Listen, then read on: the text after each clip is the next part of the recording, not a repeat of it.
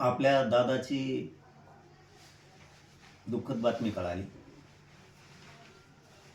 आपल्या आदरणीय अजितदादांची बातमी कळाली. ते मनाला पटतच नाही आहे. अनेकांना संपर्क केला. सगळ्यांनी सांगितलं पण चॅनलवरती पण सुरू आहे. तरी पण विश्वासच बसायला तयार नाही की दादाचं अपघाती दुःखद निधन झालं आहे म्हणून. दादा म्हणजे खूप आता राज्याची खूप मोठी हानी झाली, खूप मोठं नुकसान झालं आहे. असा असा नेता होणे नाही आहे. आता ही पोकळी भरूनच निघू शकत नाही कधीच. पुऱ्या राज्यावरती आता दुःखाचा डोंगर कोसळला आहे. सगळ्या राज्यात दुःख आहे. सगळीकडे हळहळ व्यक्त केली आहे. स्पष्टपणानं काम करणारे दादा. कोणाचं काम होणार असेल तर होणार म्हणणार, नाही म्हणले तर नाही म्हणणार. सगळ्याच लोकांचं याच्यामध्ये नुकसान झालं. सगळ्याच सर्वसामान्य, सगळ्याच सामाजिक प्रश्नाची जाण असणारे, म्हणजे सगळ्याच जाती धर्माच्या लोकांच्या सामाजिक प्रश्नाची जाण असणारे दादा,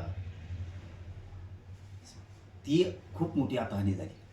सगळ्या जाती धर्माचे सामाजिक प्रश्न सोडवण्याचं काम दादा करत राहायचे. ते नुकसान आता कधी भरून निघणार नाही आहे.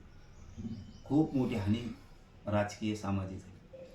महाराष्ट्रातच नाही तर देशात असा धाडसी निर्णय घेणारे असे दादा पुन्हा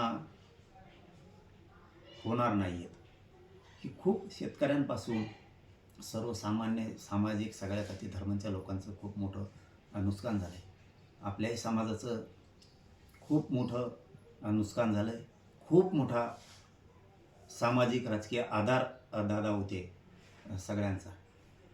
ही बातमी आत्ताही पटतच नाही आहे. दादांचं अपघाती दुःख निधन झालं आहे म्हणून काय बोलावं काय कळतच नाही आहे. दादा नाही आहेत, दादाचं अपघाती निधन झालं आहे, या बातमीवरती विश्वासच बसत नाही आहे. खूप खूप मोठं नुकसान याच्यात झालं आहे. खूप मोठा आधार राज्याचा, आपल्या सामाजिक राजकीय सगळाच खूप मोठं नुकसान झालं.